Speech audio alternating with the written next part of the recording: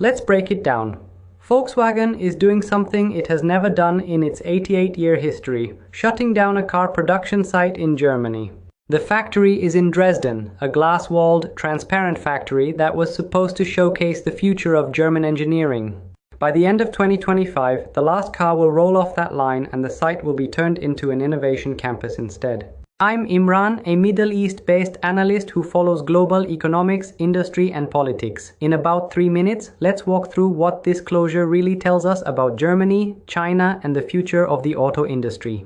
And as we go, if this kind of breakdown helps you see the bigger picture, please hit subscribe so you don't miss the next one. First, what exactly is happening at Volkswagen? The Dresden site is small compared to VW's giants like Wolfsburg, but symbolically it's huge. This was the prestige plant where they built the Phaeton, the e-Golf, and most recently the ID.3 electric car. VW has now confirmed that vehicle production there will end, making it the first permanent plant closure inside Germany. This isn't an isolated move. It's part of a bigger restructuring package agreed with unions, around 35,000 jobs to be cut or phased out in Germany and production capacity reduced by hundreds of thousands of cars as the company tries to protect its finances.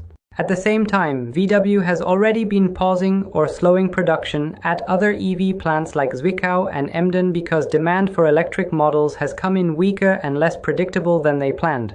So Dresden is the first closure, not the only warning sign. Second, what's squeezing Volkswagen so hard?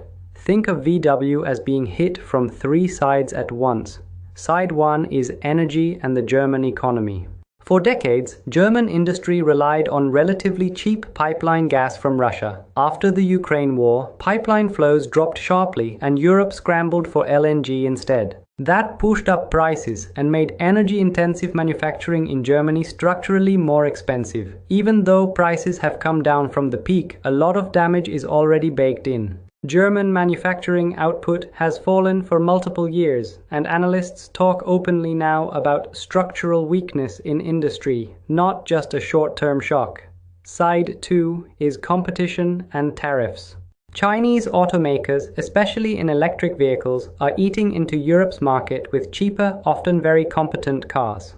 That's why the EU has slapped tariffs of up to around 45% on Chinese-built EVs after an anti-subsidy probe. But at the same time, VW itself is being hit by tariffs on its own exports.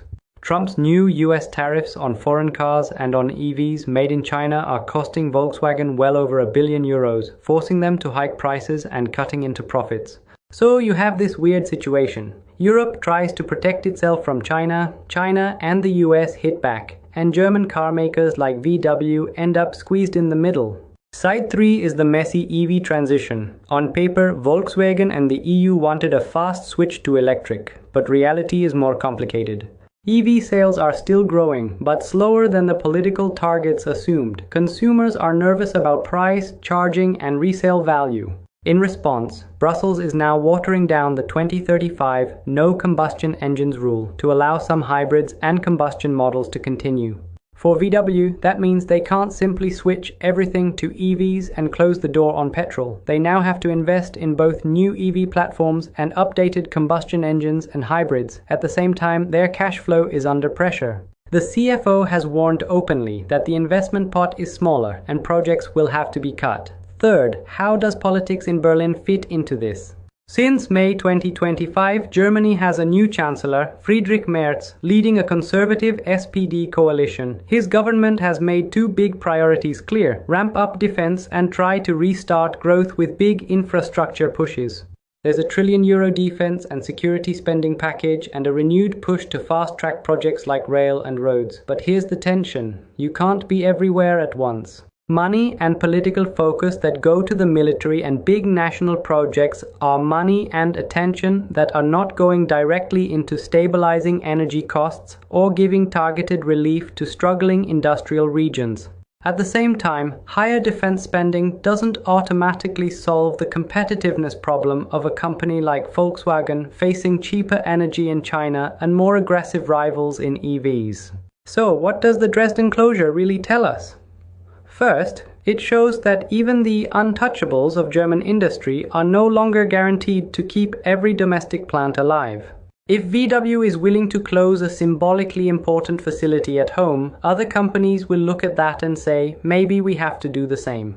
Second, it confirms that Europe's industrial model, cheap energy, premium cars, exports to China and the US, has been shaken in a way that is not going back to normal. The auto sector is caught between Chinese competition, American protectionism, and domestic climate goals that are now being adjusted on the fly. Third, it's a warning for workers and voters.